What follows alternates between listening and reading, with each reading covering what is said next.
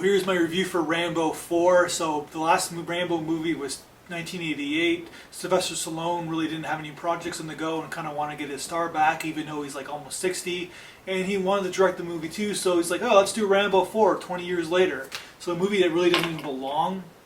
on the cinema map is in cinema. So basically the storyline is that Rambo's been away for 20 years, and like he's just kind of a calm guy, and like the first hour of the movie he's like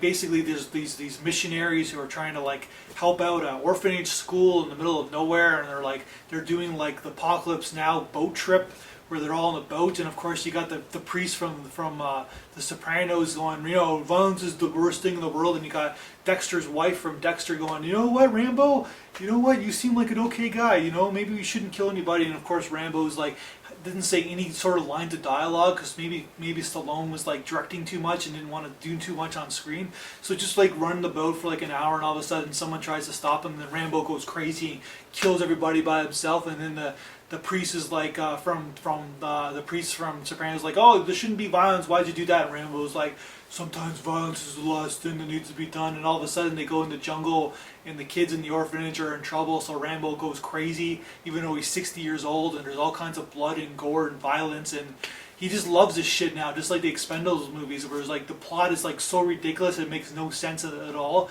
but you can use a little bit of emotion where like, oh my god, we gotta save the orphanage kids. And then of course there's like this sexual foreplay between her and the Julie Benz character from the girl from Dexter, and it's like the movie's really bad basically, but it's kind of fun at the same time.